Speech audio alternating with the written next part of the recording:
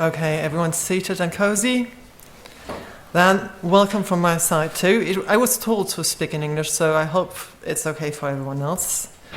And thank you for being here. And hello to you all, and hello to everyone who can't be here, because there are loads of people who cannot attend such wonderful conferences because of health, society, kids, or because they take care of others. And as a society, we wouldn't exist if there weren't a lot of people taking care of others. And we have a lot of people who can't leave their beds. And a welcome to them too if they watch the stream or watch later. Because we are happy that you exist. You don't have to be able to leave bed to be a great person.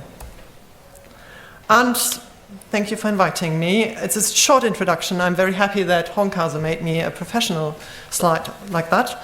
My name is Katika Kühnreich, and you're all welcome to join. And I'm a human. I work with humans and machines. I have an academic background of political science and Chinese science and philosophy. And English is not my first language, so you all have to suffer together with me. But suffering is what is happening now in a lot of places, so we have to get used to it in some places and produce new ways to avoid suffering. Before I start with the talk, I would like to address 3 points. The first is that I will not say the truth. I will give you my state of research. I'm not from religious studies, so I have nothing to do with the truth.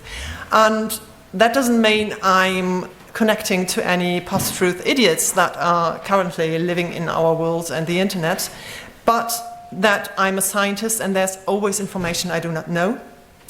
And there's always information I will not be able to get, so I'm very happy if you realize that I'm making mistakes, that you address me, either here or by email or post or somewhere here around here.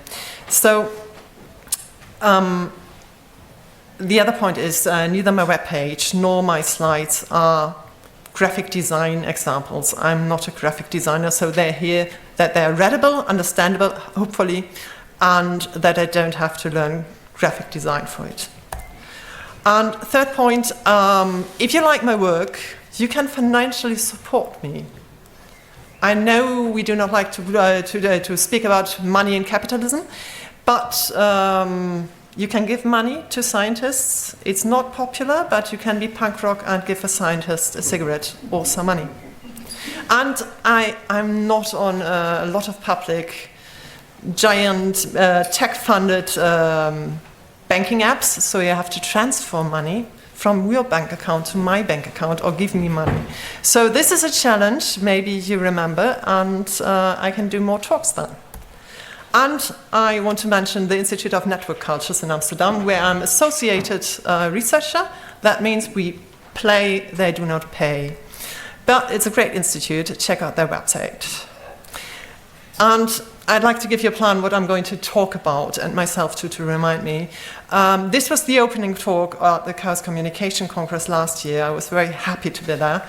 And I changed some stuff because someone was attacked, and I'd like to talk about that. But it stays, the core stays the same. I will talk about humans, about identity, which is often connected to humans, and our love to listen and believe in stories. And the planet, because it's the foundation we live on, some people forget. And the inability of humans to perceive invisible dangers. That's something we all have in common. And fascism. And I will try to make it not very depressing, because getting people depressed is no form of art anymore. So I will try to make you laugh sometimes, because resistance needs laughter and not depression.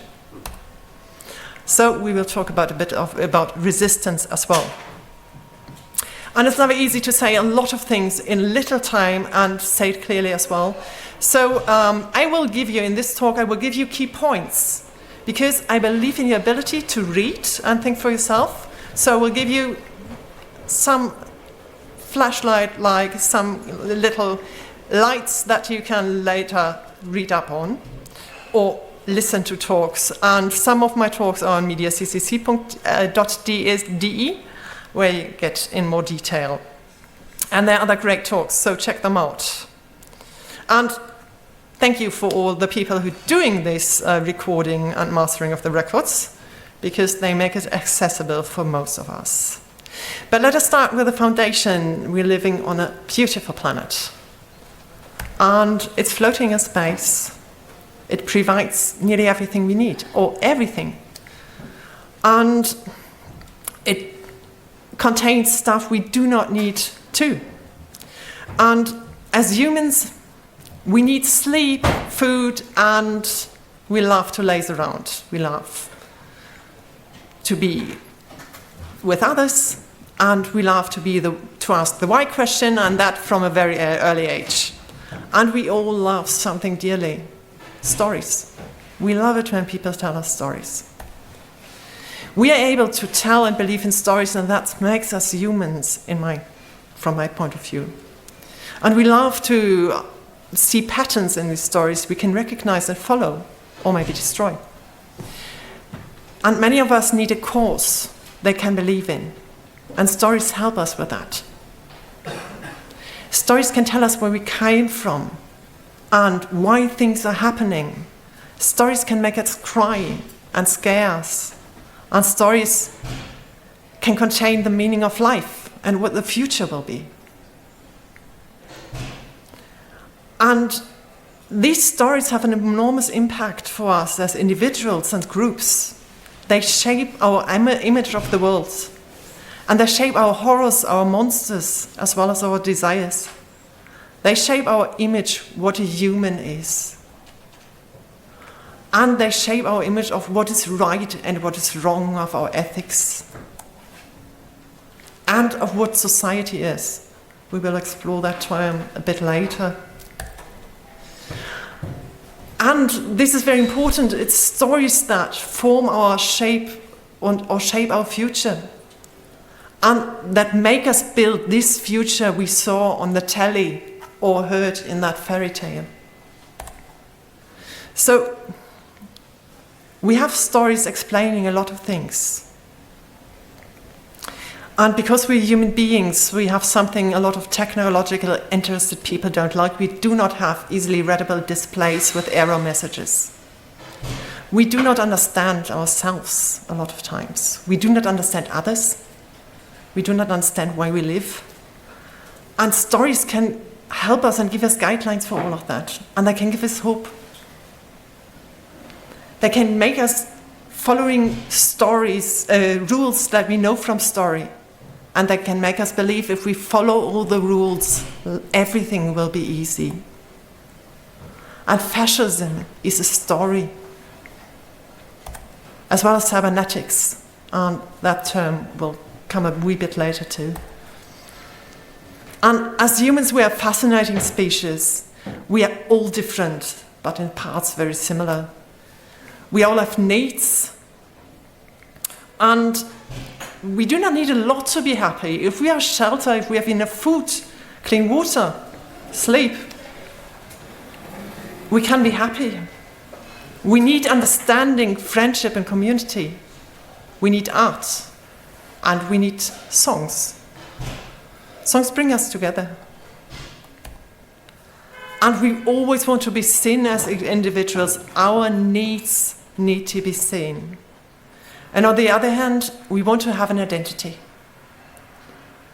A group identity, a group we can belong to. And years ago, we got that by birth or by our job. And now we can choose our identity. And that really seems to confuse a lot of people, even making them scared. And that very vulnerable for strongmen and their ideas of leadership. And we are very special beings because we love the power of groups. We want to be seen as individuals, but we need that group that protects us. We want to have a pack, to have fun with, to run with, to sing with. And we all have at least the tendency to love to belong to a pack that can hunt and kill. So the same as in our love for security, and on the other hand, we want to have freedom. We are incapable of living by ourselves our whole life. We need to be raised and cared for at the beginning of our life and at the end at least. And it's better to have a group of people taking care of humans. So most of us, we live in societies, and I like to explain some words I'm using, and I often realize that people do not know what a society is. So I will try to give a shortish definition of that. A society is a group of people in a distinct area that shares common values and rules, ethics. And a society is being interconnected with other people and interdependent. In a society, we changed autonomy, individual freedoms for community, in the hope, at least the hope for security, culture, and fun. And depending on the forms of society we live in, we have different rights and obligations. We accept chores for being a part of this society. They can come in forms of taxes, of community work, of blood, of our lives. We get a set of rules and securities for being a part of a society. But since the last at least 30,000 years, a couple of things changed in societies. We got, for example, hyper-connected. And we got, in that equals hyper-dependencies. We realized that a couple of times, either because of blackouts or because some straits of Hormuz are blocked. And there's a fun fact in all of these hyper-connections and hyper-dependencies, because if a civilization or a network gets too big for the ability of networks, it can collapse. And of being hyper-connected, we are very vulnerable for that. But how did we come to the point of being hyper-connected? Well, at first we multiplied, and then there's a problem many of us, you might know from being active in schools, families, groups. The more people you are, the more rules and agreements you need. And before we get deep into that, there's something about the creation of rules. Before there's a creation of rules, there's an image of the human nature that builds the foundation of the rules. And it's very important that we address that. And it's important to ask who sets the rules and who can change them. There are different systems of ruling, and because not all are known to everyone, brief discussion how to be scientists. Always cite an ancient Greek, that's always good. It's better if that one is still famous, and that usually meant he came with a dick. And it's always good to cite the ancient Greek, Aristotle. So Aristotle made a classification of a system of governments, a very easy one, by asking who holds the power and who benefits from that power being exercised. So quality and quantity of power. And he had a set of 6 rules. My professor always said it's Aristotle's six-pack. So we first have a look at the virtuous forms, the good forms. It's the kingship, one for all, the good of all.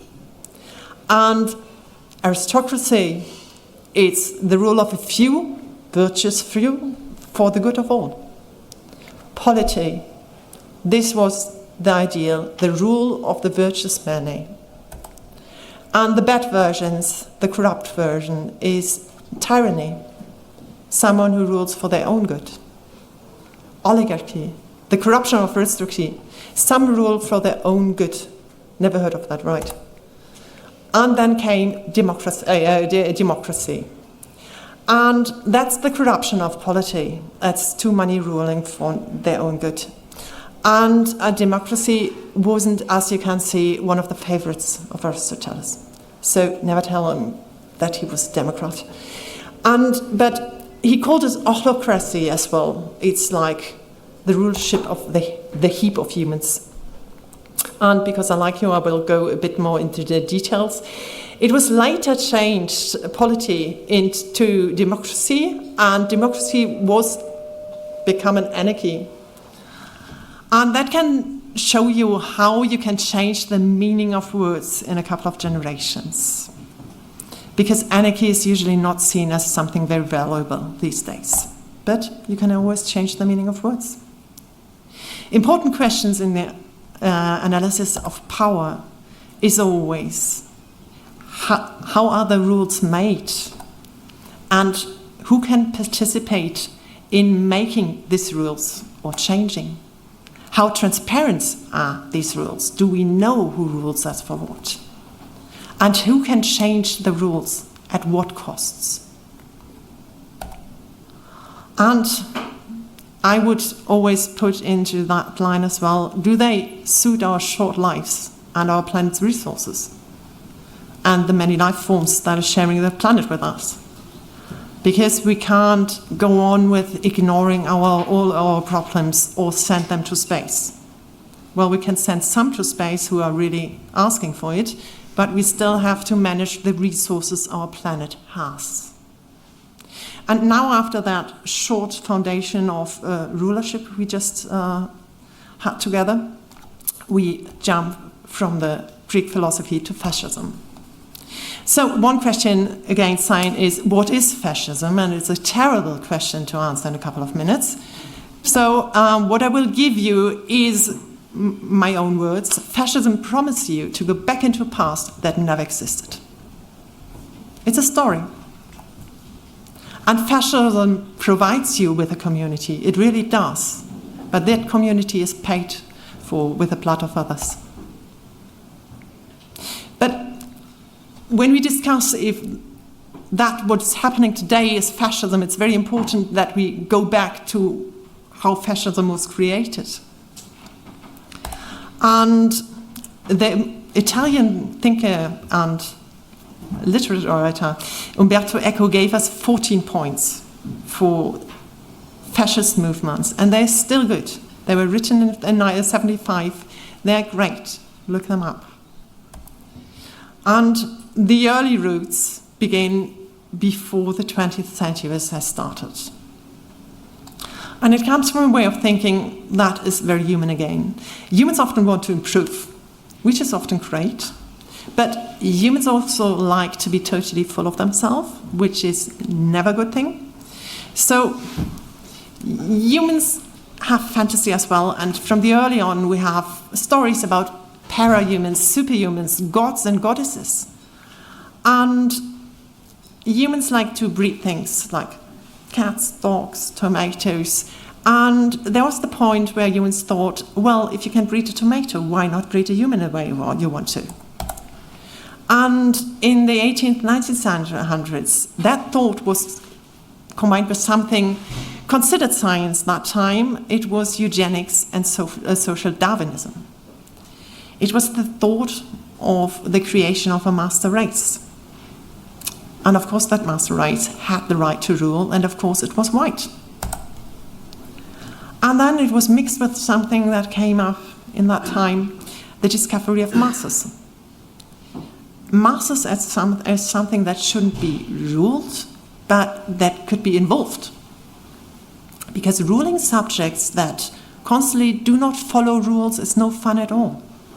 So there were different points of view how the masses should be addressed, should be influenced, either by education, for example, or propaganda. And so approximately at the beginning of the 20th century, the battle for the influence of these masses had begun. And it was always technology involved. It started with leaflets, and then the newspapers and the radio. Radio was new technology, and it was embraced by many movements. And there was a young movement in Europe trying out new ways, combining tactics from different, politically totally different social movements, and involving art. Art is always good, isn't it? And some of their slogans could have been like, disrupt, love technology, welcome the future and its machines, embrace futurism. And Futurism is the most important root of fascism. Founded in Italy, it spread into other countries, sometimes using the art. And the question is, I mean, a lot of people are not familiar with Futurism. What did it want besides us embracing machines? So, how to be a scientist? Part 2, always go to the source. There is a Futurist manifesto written by F.T. Marinetti, and he said, we want to glorify war, the only cure for the world, militarism, patriotism, the destructive gesture of the anarchists, the beautiful ideas which kill, and contempt for women. Well, that's nice to know. Thank you very much, Marinetti. So, mark these words down because they are branded into every DNA of fascism, the same. And sometimes they're easier to disguise these days, but they are the core. And the question is, who gave us fascism? A lot of people think of Hitler, but he was just better in sticking to your memory. Because the first fascist was someone else. It was a futurist, he came up with that. And he said, well, to say something else, he was very interested in the youth. That is often forgotten these days. So he wanted to form the youth. He was a real believer in them. He wanted to mold their bodies and minds. He wanted to make them into an army of wombs and weapons. And that's him. That's the original from Italy, Mussolini. And for all who are not actively in a project or social movement, there's always the question, you can have a great idea, but you need to have resources to bring them to the masses or to whomever to succeed. So you need resources. And as we are living in capitalism, that usually means money. So, what do you do to finance your little pet project? One of the rules is make sure that you have millions behind you. And there's a wonderful picture of Hitler getting money. And it really was, I mean, Hitler was not that guy who liked to paint and have speeches. Hitler was well connected. And like other fascists, he used the lordlings and the industrials. Because the masses will provide the wombs and the soldiers, and the lordlings and the industrials, they won't. To sum this fascism part up, it really promises you to go back to a past that never existed. And it will only give you that community if you're willing to pay it with the blood of your neighbors. And there will always be war in fascism. And it's always their goal to create superhumans and to kill everyone who stands between them and reaching this goal. And fascism is never a reaction to feminism, to queers or whatever.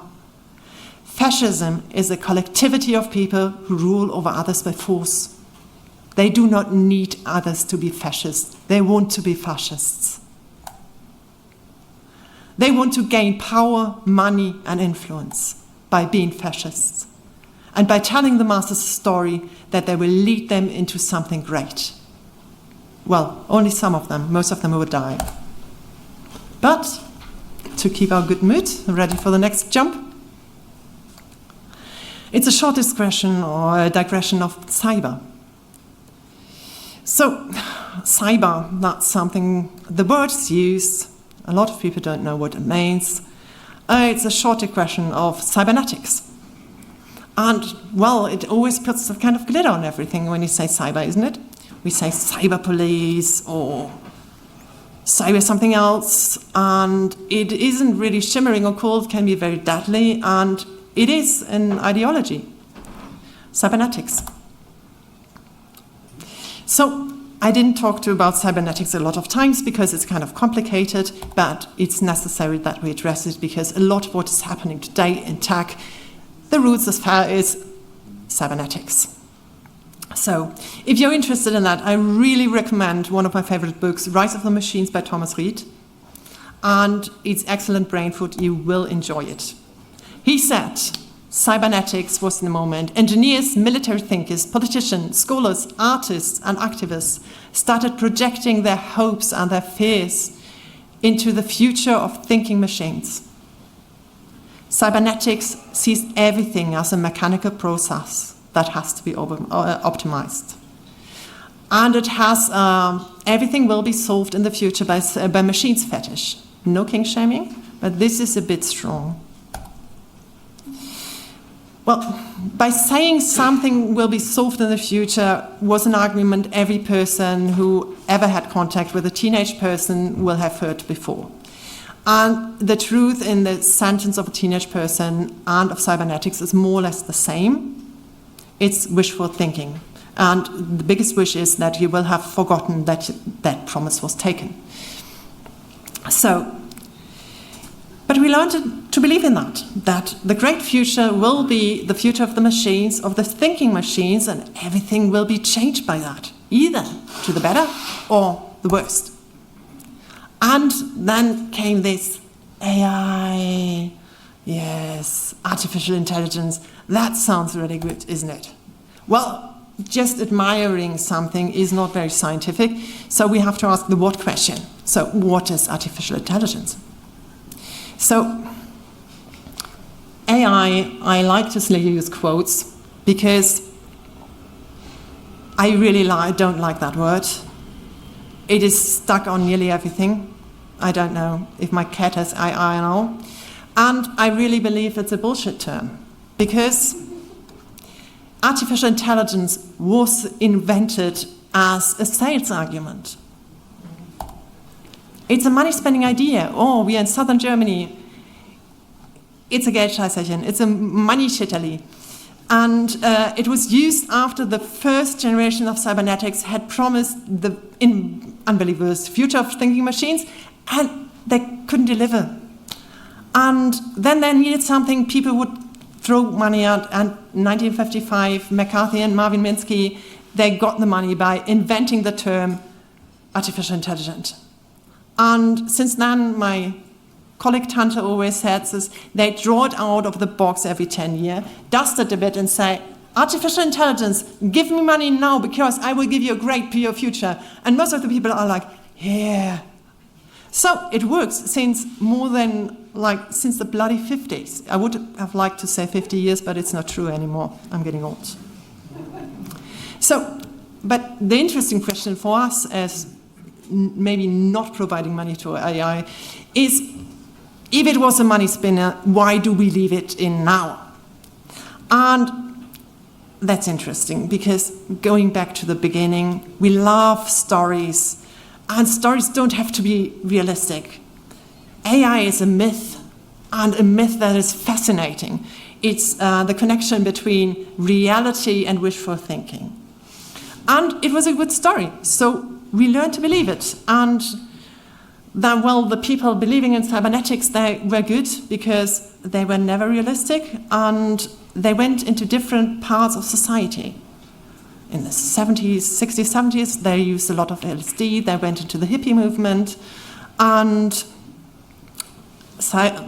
people in cybernetics really have an interesting relationship to drugs. We do not have time to get into that, but I will have a talk provided by that in the future. I promise. I will do that in the future and write the book. So they got into pop culture, and that is something military people usually don't do. They did, and they got it everywhere. So cybernetics took a ton of ideas from artists, but gave them some as well. So it's the great idea of the metaverse. You know, that cybernetic room we are hanging out constantly since years. Well, it didn't work out. It's a bit like blockchain and all the other interesting things we're constantly using these days. So because they addressed us in the right way with a myth, with a great idea that in the future the machines will have do all for us, maybe, or at least machines will be great. We believed in it because we love stories, and we love to ignore facts if the story is good enough. So these AI idea now is using huge amounts of reality in form of energy and lives. And this is something people do not like to address.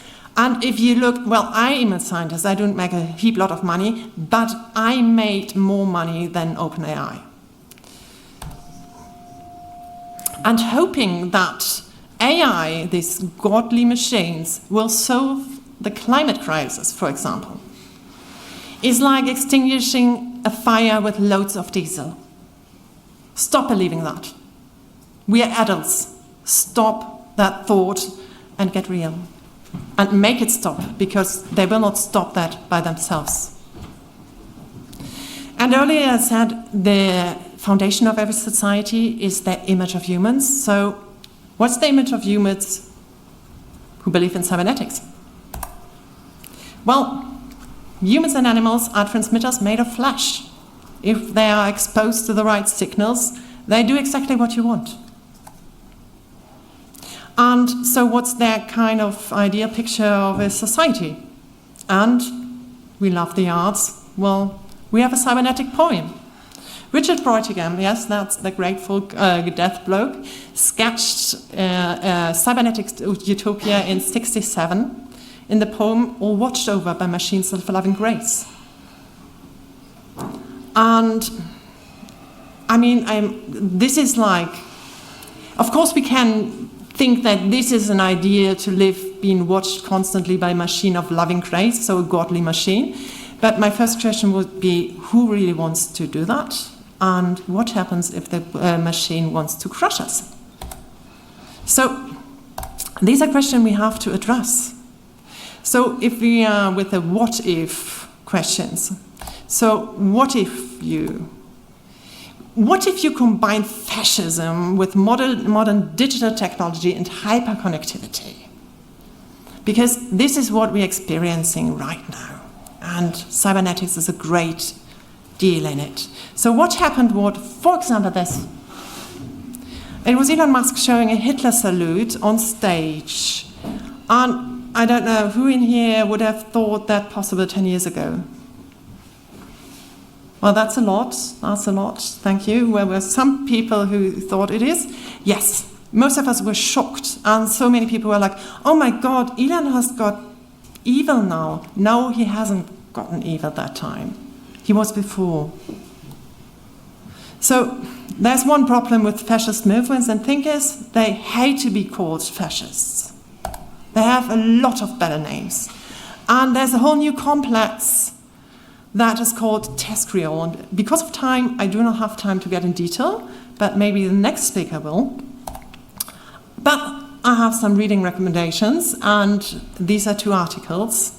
And if you don't want to read right now, you can watch Max Schnettger's transhumanism talk, which is great. So there's a group of people, leading tech companies like Elon Musk, that really believe in fascist ideas combined with cybernetics. And these are the people shaping the world right now if we do not stop them. So we are living in a so-called information society. But in my words, it means a social information society means that we storage everything digital, accessible, and we are cross-linking informations. And whenever dictator or other maniacs and their followers help us get into that, we have a huge problem, because they get all of that information. And I had problems to put that in words, and then I read something by Zeynep Tufekci. You give fascists the root access to all of your information. That was good. So it's like the universal key for everyone who hasn't heard of root access before. So this is what happened in the US. And if they got information, you don't get it back. But we have other chances of other lives. We have the chance to live in a self-organized society. And it's a big surprise for a lot of people to hear that the society we actually live in, theoretically, is organized in the lowest levels, is self-organized. And self-organization has some bad points as well. It is demanding. Everyone who organized this Congress will know that. And having someone who makes rules gives you the chance to just talk about them behind their backs instead of addressing them themselves. So you can do it that way, or you can grow a backbone or remember your backbone and go and organize and talk to people. It is often not the easiest part because humans are different, but it can be fulfilling. But instead of clinging to that self-organization aspects of our society, we became consumers. We like to consume. We do not have a lot of responsibility. We can just shop and talk badly about the people who are making the rules. And there's a very uncomfortable truth in being a consumer, because fascism suits consumerism much better than a free society. You can stay on your sofa and follow the orders of Amazon or the new leaders from there and you can even participate remotely. You can just use an app to get your neighbors deported. You don't have to do that yourself. And fascism always has the problem that a lot of people who are more or less against fascism blame each other for fascism. But again, fascism doesn't appear because of feminism or the left. It appears because it's financed, like it always was by industrials like Ford, who was a fascist, or Krupp. And fascism does never disappear because people ignore it or hand fascists microphones because microphones are loved by fascists. Fascism only disappears when it's opposed on every level. And speaking of microphones, our societies usually have very good features against fascisms and other authoritarianisms, against corruption and collusion, against exploitation and injustice. We have the freedom of press. And good, independent journalism has an important, necessary part in every free society. It warns and protects society. That's exactly why it's so hated by fascists and authoritarians. Why it's constantly under attack by authoritarians. So, what if these hungry, data-fed companies choose to attack us? What if the huge empire that was built will strike back at us? Well, it actually does. And I don't know if you heard about it, but Palantir, this surveillance company run by US Americans, has attacked a Swiss media collective called The Republic. The Republic made good journalism on Palantir's influence, or tried to influence Swiss army, and they sued them. So, an empire that strikes back at the Republic. We never had that before. But when the Republic was attacked in January, February, people said it's a huge attack on the Republic itself, but it isn't. I wouldn't say it's an attack on the Republic. It's an attack on independent media. It's an attack on the principles of free society. It is not an attack against some journalists. It's an attack on all of us. And a lot of people said we have to send a lot of money to the Republic now because they need it for being sued by Palantir. And that's not enough. We have to support local journalism, no matter where. Good journalism is one of our best weapons for a free society. And as free journalism protects us, we have to protect journalists and media. We have to be very connected and informed against fascism. Because if we are not, they will come and get us, one by one. And if we don't want to go down and suffer, we have to oppose them in every possible way. There's never the one good measure or the one good group or the one good idea. You can pray, you can throw, you can read, you can hit, you can sing, you can laugh, and you can pull their plugs. You can take some responsibility not to ignore your convenience, and that your convenience is brought to you by the suffering of others. And we have to stop whining. We have to stop laughing and connecting. If someone can take care of a child with disabilities or chronic disease for their whole life, we can spend 2 hours a week in doing something for a non-fascist society. I know humans are complicated, but they come in different flavors. If you are not able to work with one person, you're perfect for the other. And we have to remember that we are more, that we are clever, we are cunning, and that we are the ones who do not want to sort out people, and that we are the ones who believe that the world is big enough for all of us. Currently, we are living in feeding technologies owned and used against us by fascists. We can stop that. We can stop using that technology. We can stop using the banking apps. Maybe it tingles at the beginning, but it's okay, because it's just that we got a bit addicted to all that technology, blinky stuff. We can disconnect from fascist infrastructures and nets, and that's possible. And that's necessary, because at the moment, we are financing fascism. We can break hyperconnections and form local connections, because they're good, they're strong. And we can form real neighborhoods that help each other out, and collective spaces. We have to learn how to live and cope with conflict, because there will always be conflict.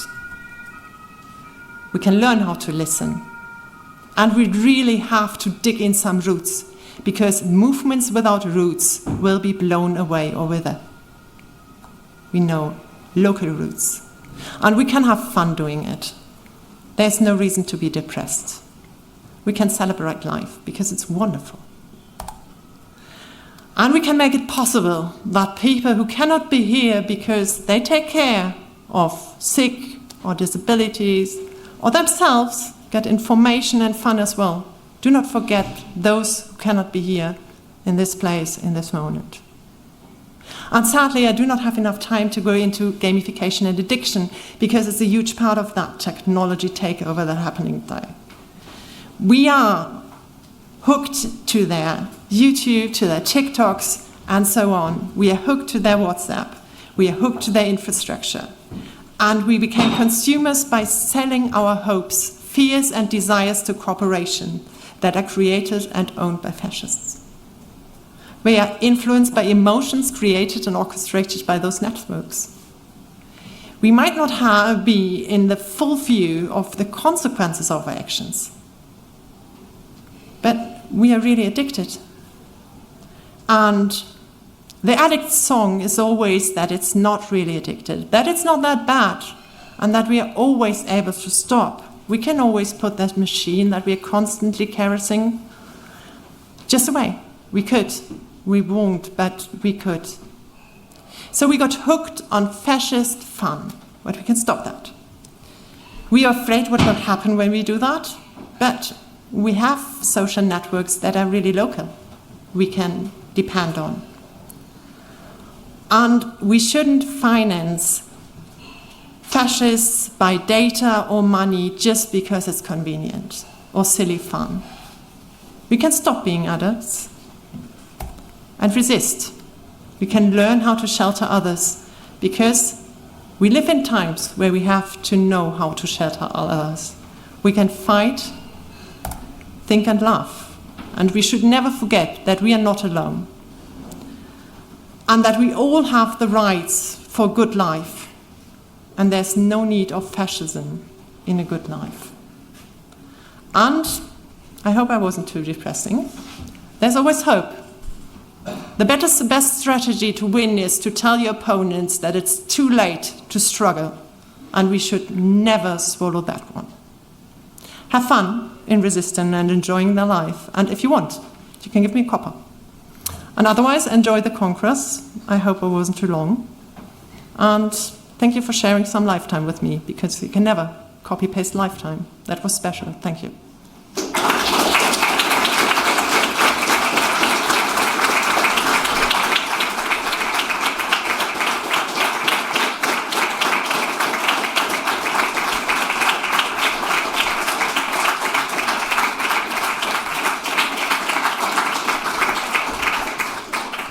Thank you a lot for the great talk. Do you want to have any questions, or we have if you want to a few ask a minutes question left? If you want. Yes, the volunteer. I understand all this with fascism and the fascist ruling the technologies right now, but in a way I'm wondering, because there were also people who were opposing TV and radio, and so with AI, for example, ChatGPT, everybody is using it right now, and even though I know I shouldn't, I feel like, for example, as a leftist small organization, if I don't use it, I am falling behind the others who all use it. For example, asking for funding because they're much quicker and have the right wording. So how can I help this? Because for example, the problem of money is normally leftists don't have money. And if we fall behind more with asking for funding, not using the technology, how can I solve the problem? It is an important question, but I mean that you lose a lot if you're not joining these networks is a myth itself. I mean, you have to put in a lot of work that you could be seen, and the people controlling the algorithms can make you unseen in a second. It was like NGOs for women's health in the US after Trump took over. They were invisible afterwards. So we are not controlling who's visible or not. And in most parts, I think it's a myth to tell people that they can only be seen if that is happening. I mean, local connection, people, and if they only give you €5 every month, if you have that constantly, you can get that local connection with, it is work as well, but sometimes it really pays out because these people get interested in your work as well. And you can get that by going to the community center, talking to people when there is a street festival, also having leaflets is something people really, that sticks out these days. So of course you will not get millions by it, but you cannot be defunded in a second like some other groups got in the last years. But it's always, I mean, it's always difficult, but not everyone is using AI. I want to stress that point. That's another myth that we are all doing it. Thank you. I hope it was, otherwise address me later. Can you tell a few words about the media, free media? When I was young, I really liked it, but now it's all clickbaiting and deteriorating at a quick rate, in my opinion. What do you think about it? Well, with free media, especially the Republic is owned by its readers. That's a process how they finance themselves, and they're a good example for good journalism, I think. The problem with Twitter is that it was so popular with some media that they were constantly talking about it, and so they were the ones making Twitter big because it was important for themselves. They were just like, this is a kind of journalism that of people going into journalism to talk about themselves and showing themselves on camera. And there was a generation of journalists before that wanted to go into journalism to help society and to talk about things that went wrong. They didn't want to be seen, they wanted to be heard. And this is a difference. And I think we can go back to that kind of media, especially locally. At least that's my hope.